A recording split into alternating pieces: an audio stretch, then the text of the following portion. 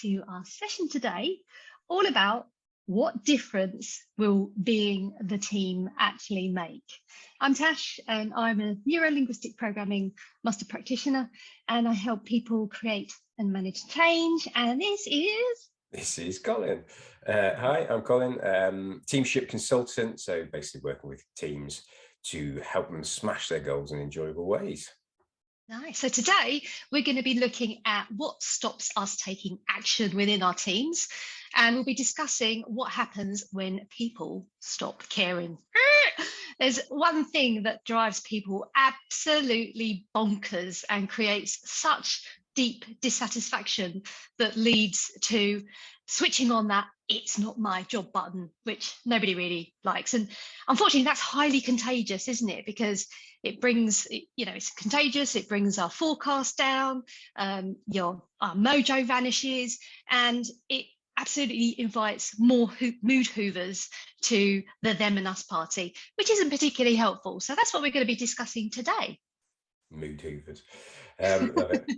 It's that, why it's important that we look at this stuff and the difference it makes. We talked a lot about the whys, but actually the difference it makes, you can see it in people, you can see it in the team, you can see it in the bottom line. There's all sorts of places that you can see the difference this stuff makes. You're talking about mood hoovers and dissatisfaction. It reminds me of a long time ago, show me age now, but I think it was around 2008. The government decided, very exciting intro to the story here, the government decided to change the VAT rate. And working in the organization I did, we had to change quite a lot of systems at very short notice, lots of disparate systems, lots of interfaces, and we only had a few weeks to do it. So we pulled together a team at short notice, and the sense of annoyance at that, being pulled off projects they were working on, the disruption to their normal working day, the fact that it was likely to be high pressure, there was the potential there for mood hoovers, as you call it. And like I say, we only had a few weeks to do this, but because we kind of weirdly, we did a joint leadership thing, which was interesting back at the time, but it worked really well. We knew we had to spend some time bringing the team together, getting them to care about each other as much as we cared about the work. So for the first couple of weeks, we did spend a bit of time doing some analysis and pulling together a backlog of items, but the vast majority of time, we simply just spent getting to know each other. I won't lie, the people around us panicked like mad. The business, the stakeholders, the senior, the directors, the boards, they were panicking like mad. It was like, get cracking. But we knew we had to get to know each other well. And this was the first time in a formal sense we brought together a development team, software engineers. And how long have you been working together up until this point? A lot of the individuals that we brought together hadn't been in the same team before. Right. They were all across, not in just different teams, but different departments. And we needed to bring, this was way before the days of DevOps and all those kind of buzz phrases, biz DevOps and all this kind of concept. We needed to bring together people of different skills because we had a limited time, and we needed comms to be really really tight. So, and importantly, Aid and I, who was the other leader at the time, we knew that if we could get this to work, this could be a model for the future. So we only had a few weeks, and from memory 6 or 7, and we spent a couple of those, a good third of that time, simply just spending time with the team, helping them get to know each other, talking to each other, not necessarily doing. So it was an interesting time where we were trying to prove that caring about each other would pay off. And this comes into, I'm sure some of you watching this, and you, Colin, as well, have had those moments when you know that you need to think differently, act differently, do things differently, but you're just so busy kind of getting on with it that those kind of things, they just fall by the wayside. You think, I know I need to do that, but you're just so busy.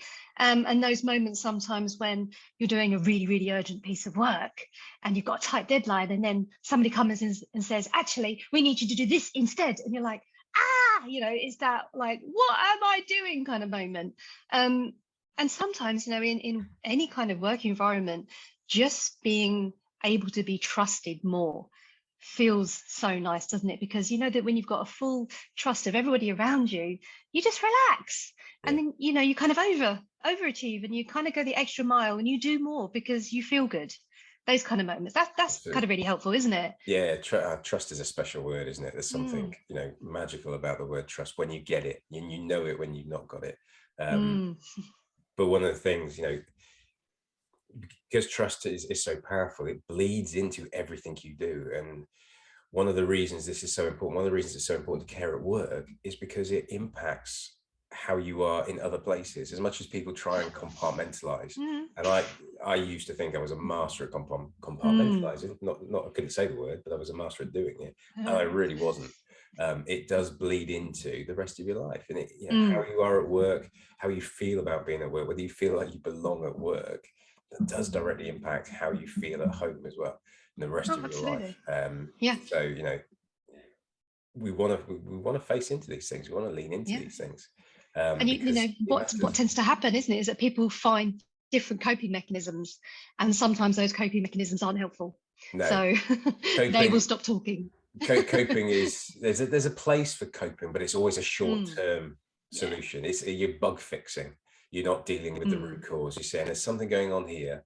If coping gives you the space to see what's going on, then it's not Yeah. a bad thing. But if it's just getting you to the next day, then you're gonna have to cope again, Yes. and then you have to cope again, and then Mm. you need to cope with coping, and blah blah blah. So Yeah. Yeah. absolutely, Not good. we need to tackle this stuff, and we need, Mm. the root cause beneath it all is, we've talked about it before, but it's sense of belonging, being a decent person, caring about it. Otherwise, you will see it impact Mm. individuals, you'll see it impact your team, and you'll see it impact your bottom line. Mm.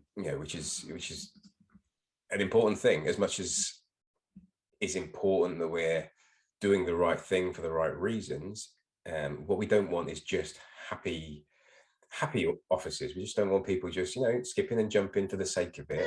Yeah. That's not They real need, life. absolutely. And we come together for a purpose. We don't come together just to feel good. We come together to feel good and to do something, to deliver an impact on the world, whatever shape that impact takes. And actually, it's important that we deliver that impact as well. And taking care of these things, making caring important does have an impact on those tangible things as well. And it's important to remember that. Definitely, definitely. So when you were talking about small business, about one of the things that is the main reason that companies are facing at the moment is not necessarily talked about so much, is this great thing called presenteeism. So what's all that about? So it's fascinating that, if you follow the logic of, the sense of belonging, feeling like you want to go to work because you want to spend time in the company of amazing individuals, you want to support them, they'll support you in helping you deliver, that concept of a team. If you want to spend time in that environment, it buoys you up, it strengthens you, it gives you resilience, it helps improve, to be blunt, it helps improve your mental health. Therefore, it's not it's not a big leap to say that if you're not in that environment, your mental health will suffer. And we talk a lot about mental health, and we know that the mental health has an impact on your work. And like I said, if you don't deal with that, if you follow that to the extreme, then people who don't feel they belong in a team at work, they simply turn up to work out of obligation rather than any kind of meaningful reason. Just turn up because I have to, I get paid, or if I don't, this work won't get done, or the deadline's looming, and if I don't get it done, it'll be looked upon badly. Or as long as I just show up and I'm attending the meeting, then that's all that matters. Sure. They It's a bit show like up being a parent, isn't it? it is. It's a helicopter You can be a parent. parent and be there, but Absolutely. actually being there and being engaged is a different experience for you as a parent and a child, isn't it? Yeah. And well, don't get me wrong, we've all had days where it's like, I know I should go and tell him to get off the Xbox, but we've got peace and quiet moment. But actually, you want to be a parent because you want to spend time, you want to shape, you want to enjoy the experience of being around a formative personality. Yeah. Plus, it's cool. Plus, why don't he's on an Xbox? It's cool. I want to spend time on him with the Xbox as well. So spend time together. But it is that principle of not turning up out of obligation, but turning up for a meaningful reason. And when you don't turn up for a meaningful reason, which can be part of the team, I don't want to be with that team, but could also be for personal reasons. The mental health can be, I don't feel great, but I just need to show up today, just because otherwise they'll ask me questions and I don't want to get into it. That again, impact is presenteeism. It's this turning up. And the interesting thing is, to cut to the chase, presenteeism has the biggest impact on a company's bottom line than anything else. We spend a lot of time talking about absence, the impact that people not at work, being off sick. It's just because you can see it that person's not there. Absolutely, it's measurable. It's easily measurable, and we focus on activities which are, I know that's better because they're at work. I can see what the problem is. They're not at work, and if they're at work, problem solved. It's not as simple as that, but actually the brain can cope with it. The other area we focus on is turnover. So, we need to hire good people, or we're losing good people. And again, we focus a lot of time and energy and money on those areas. But the reality is, if we could nail looking after those at work, if we could make sure the people who were at work wanted to be at work, were enjoying being at work, then actually, absence and turnover, whilst not fixed, it would have a significant impact on those people. Wouldn't be as unhealthy. They wouldn't go off as often, particularly for mental health reasons. So absence wouldn't be as much of a problem. There are always legitimate reasons for people to go off at certain times, and should be off at certain times. But turnover wouldn't be as much of an issue. Instead of losing the wrong people at the wrong time, you would, the right people would move on at the right time, and the impact would be manageable and wouldn't be as severe. So this presenteeism idea it's not new, but it seems to be gaining a lot of momentum and a lot of visibility. There's a report by an organization called Mind Matters that did some work across Europe, and estimated that across Europe, poor mental health is what they focused on, but essentially the well-being in the workplace. So if we take, even the idea of belonging to a team as a subset of that, they looked at numbers in the regions of, hundreds of billions. I think it was something like 350 billion to nearly 500 billion euros a year is lost as a result of poor mental health. Even if the sense of belonging, being part of a team was 25% of that, we still talking huge numbers. But interestingly, I think it was around 18% of that, just under 20% of that impact was down to turnover. It was lost money due to turnover. Around a quarter, 25% was absenteeism, so people not at work, so therefore not being productive at all. The rest, what's that, 55-ish, my maths is terrible, 55 odd percent, was presenteeism.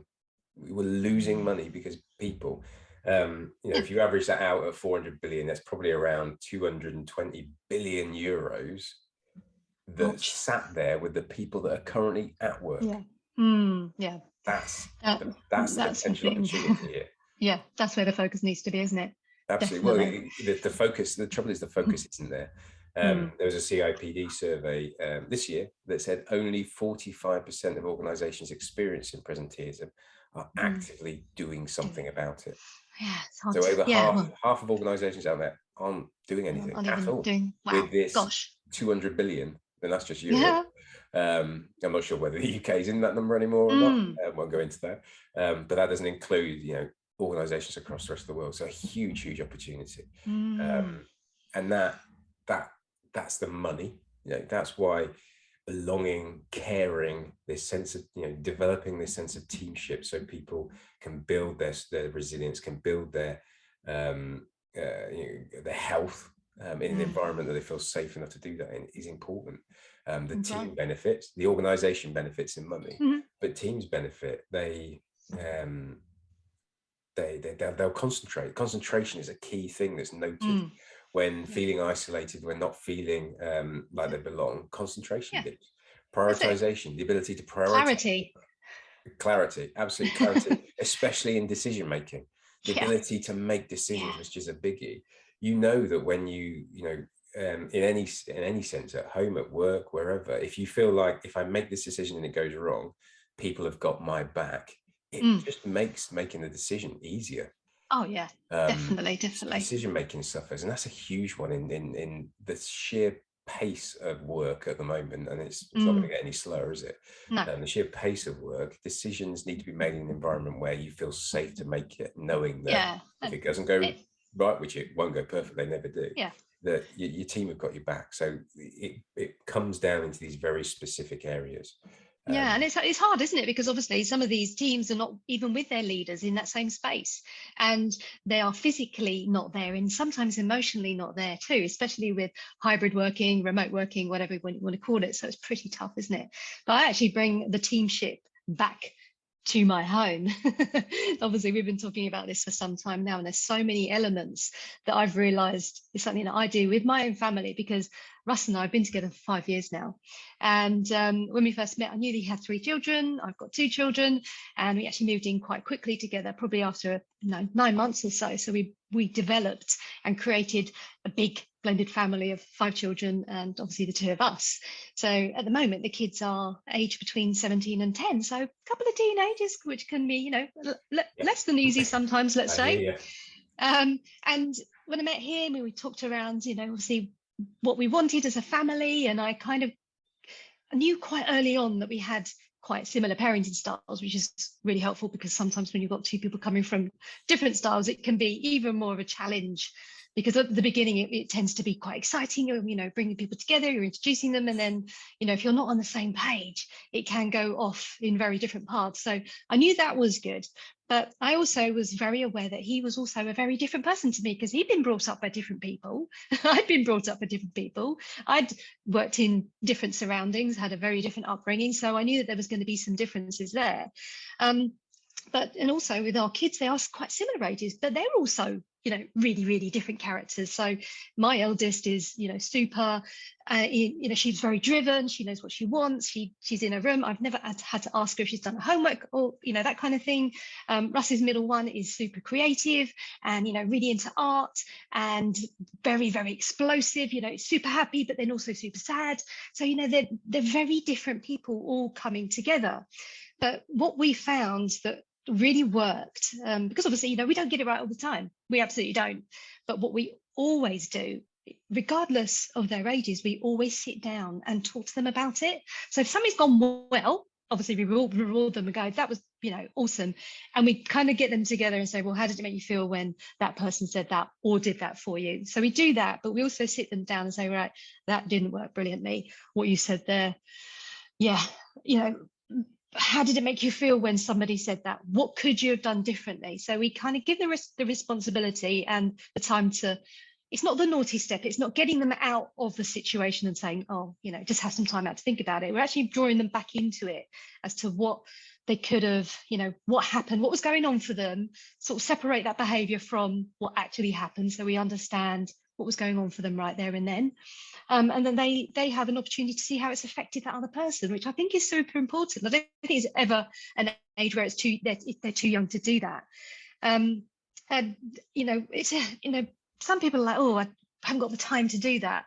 But when we do, it's just like setting a massive reset button. It's like, right, okay, this didn't go so well, or that went brilliantly. And what we would love to see is more of that and maybe less of that. So it's all about future pacing as well. And we found it really helps. And sometimes when they come back, because we have shared care, they've had a couple of days at the other house, they have a great time there. It's been 5 years or whatever since they've got used to the whole pattern, so it's all settled. But they still have maybe a day or 2 to remind themselves what it's like to be back in our house. So sometimes it's really good just to get them all together and just to say, just to kind of have that regrouping exercise. That really, really works brilliantly as well. And my son Theo, he's 12, and Ruby's is Russ's eldest. She's going to be 14, and they used to kind of just sort of scrape along each other, and they were just kind of a little bit bitey with each other. But then about 6 months ago, we were like, actually, they're getting on really well. They're coming up to each other. They're kind of supporting each other and lifting each other up, and asking each other how they are. And I'm like, what's changed? And Ruby said they actually made a pact between them that they were going to get along, because actually it was just quite tiring that they were arguing. And they were just like, actually, we're in this together. Why don't we just make the most of the time that we've got and enjoy each other's company? And that came with maturity. They kind of realized that they didn't need to fight against each other, because they are part of this family and they felt like they belonged. And the difference that has on the rest of the family is, it's just like the difference between a good moment and a bad moment. It changes the whole atmosphere in the house. It really does. So, but we have to be the teamship kind of leaders in that to make that happen. Because if we'd have just let it carried on, they would have carried on behaving like that and thinking like that. And then, what we do is we kind of say, well, actually, is that true? Do you want to find out if that's actually what that person meant or what they said, or actually they might be having a tough day. So let's just have a moment to kind of work through that.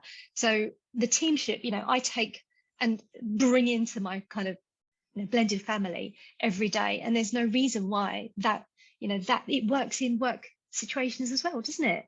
Yeah, I absolutely, just hearing the difference that makes is just awesome, because that's, there are, like you said, I think there are people, I haven't got the time for this, but what have you got the time for? You're dealing with the fallout of that anyway. You're dealing with not feeling happy about that, being uncomfortable being in those environments. You're dealing with it anyway. Yeah.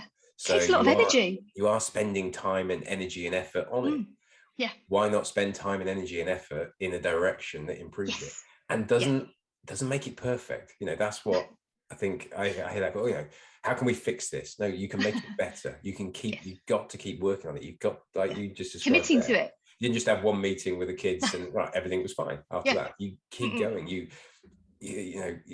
create an environment that's safe enough to have those moments of, like I said, to explode, but it's safe enough to be you, because you know that you'll be called out on it if it has impact, but also they'll support you. It's like, you're clearly having a tough day. Arm around you if that's what's needed. Sometimes an arm's not needed. Whatever's needed, you trust that you can be yourself and be called on it when you're impacting others. And it's just awesome, and it makes such a difference. It will make a difference if you don't do it. So you might as well try and make a difference you actually want. Yeah.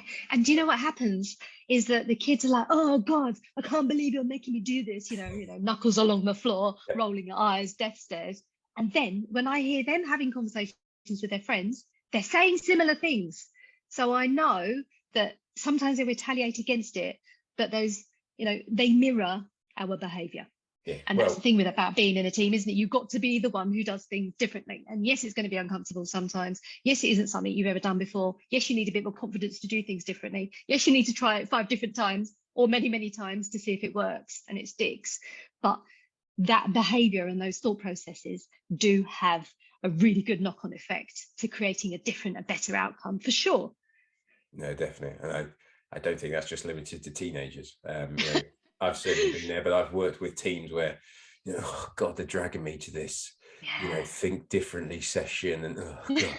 But by the end of it, they're kind of like, okay, okay, I'll get some of this. The fact is, particularly, I work with a lot of techies, and they want to see a logical, they want to see an outcome. They want the logic drives a lot of their thinking.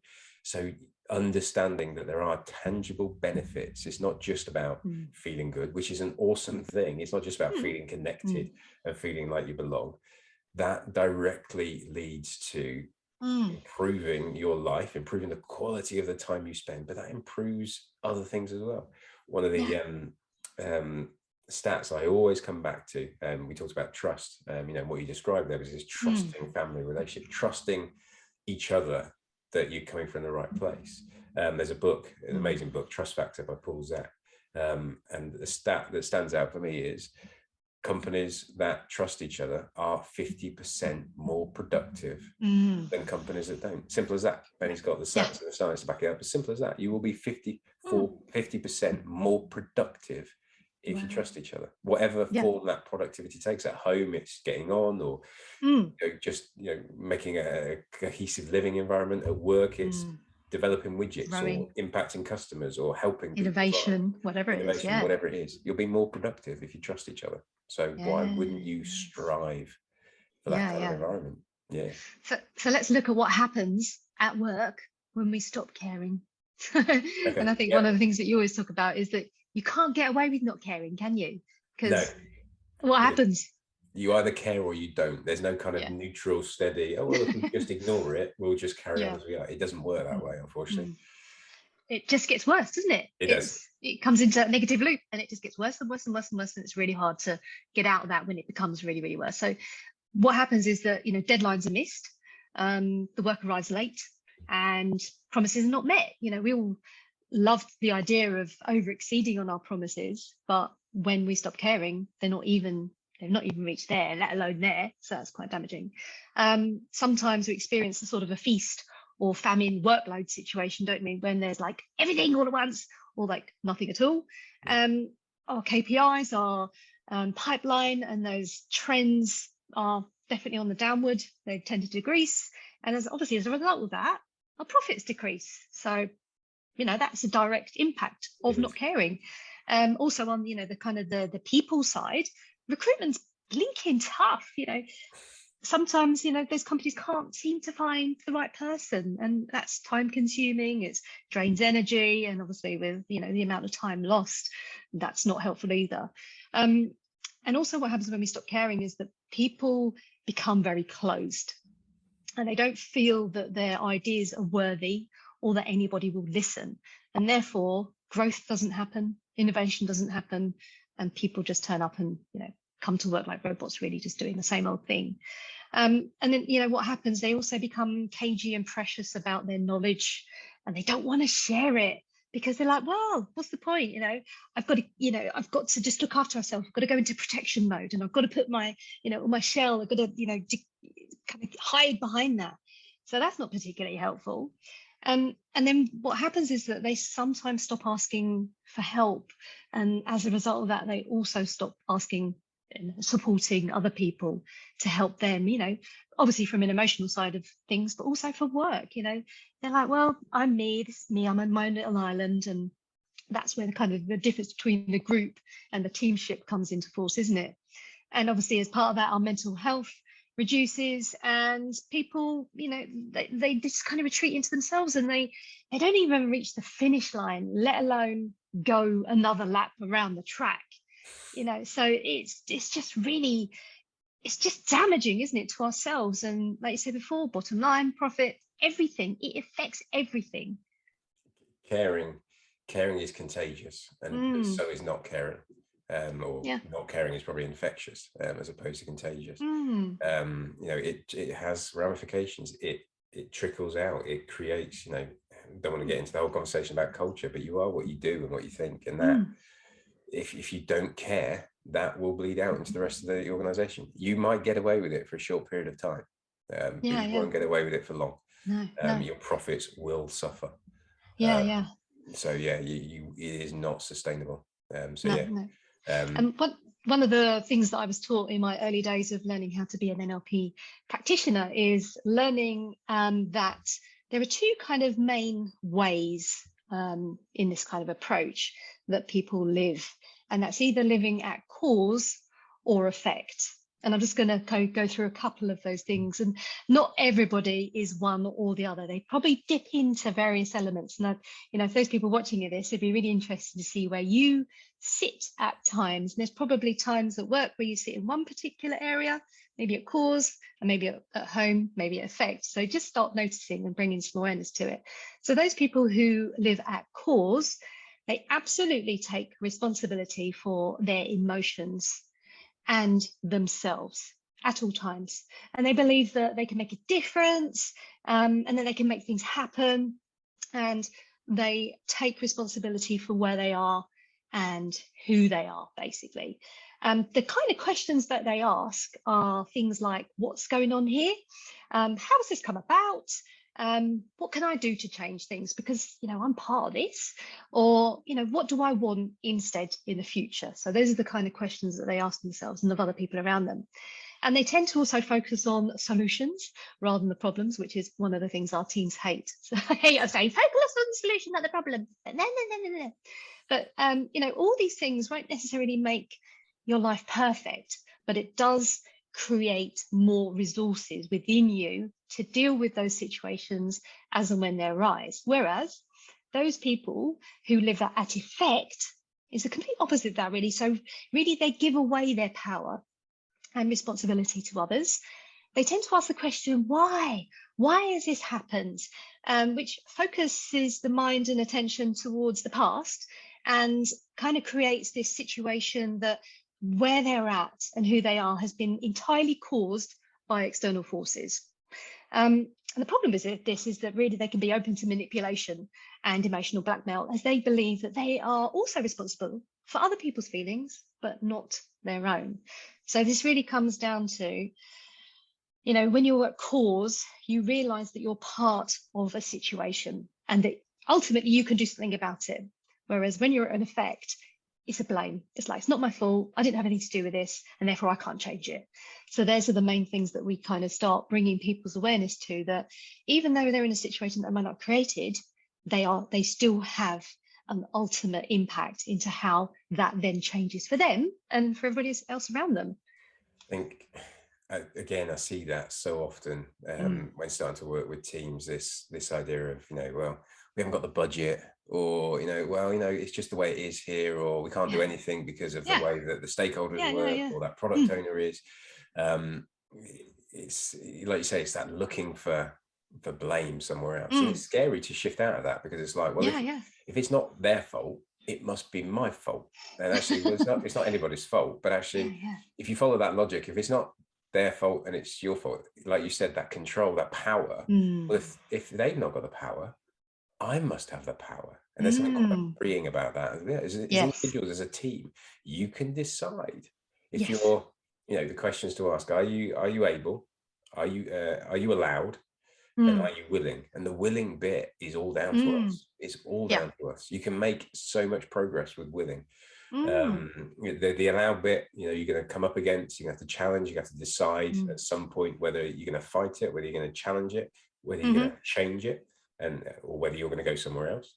And the able bit, that's within your control as well. We've got the skills. So I love that. And it's so good to hear it distinctly said like that, because we get caught up in the moment, but actually taking a moment to stop and think, what power have I got here? Because we got a lot there are things we can do straight away. So what simple stuff can we do straight away to get going at this stuff? So if people want to just make it's simple things, isn't it? And it is just starting. It's not waiting for that perfect moment of next week when everybody's all together. It's like, no, there's always something that you can do, even if you're sitting at your desk now and not going to have a meeting until January. One of the things that I would suggest doing is I love a bit of gratitude practice, because it's scientifically proven to improve our feel-good hormones. So, there is some science behind it. And I love writing things down anyway, because I think there's a great power in that. And also focusing on the things that make us feel good, I think, is brilliant. So one thing that you could start doing straight away and do it now, straight after you watch this, is write down 3 things why you are grateful for being part of a team. And then organize a meeting, or organize a group, a WhatsApp group, or however you like to communicate best in your team, and share that. And make sure that everybody can see it all at the same time. And let me know how that makes you feel when you see and experience other people's, gratefulness for that, because I'd be very surprised if you felt bad after that. So that's one thing I'd definitely start doing, and do it now. Absolutely. I'm with you on the gratitude stuff. I on a personal perspective, I do it every day, and it's been a game changer. But what I love there is sharing it, is that element of leadership. Don't wait, share it. Show the leadership. Don't just talk, don't just wait for it. Show it. And I wonder if, building on that, the next bit then is, so if you show leadership by doing something and sharing it, being the role model, then actually support somebody else, show followership. So have a think about, what are other people doing in your team that actually you could support, that you haven't, maybe you thought maybe that's a bit daft, or haven't got the time, like we talked about, and actually it's worth investing a bit of time and energy to just support them with no expectation of where it will go. I remember, again, back in my corporate days, there would be people that would regularly ask, do you want to come for a walk at lunchtime? Every single day. No, I haven't got time. I haven't got time. And just the difference it made, not going for a walk at lunchtime, but going for a walk with them, when, taking them up on their offer. Okay, cool. I'll come for a walk. And you can just see, oh, cool. Bit of company, whatever. So supporting what somebody else is trying to do. Appreciate going for a walk might be difficult, but just dropping in on a conversation they're having, or asking them. We talked in some of the other videos, not just asking how are things, but asking a question. How's that piece of work going? Oh, I remember you were doing something a couple of weeks ago. How did that go? Be specific. So follow something somebody else is doing, Yeah. to see what's going on. And of course, if I talk about leadership and followership, then you must show some teamship as well. What can we do? So ask. I'm a strong believer in keeping it simple and looking for one thing you can do. Like you said, don't wait until January when your team's getting together, although why the hell is your team not getting together until January? But get your team together for 5 minutes and say, I just want to float an idea. I've got an idea of one thing that could bring us closer together.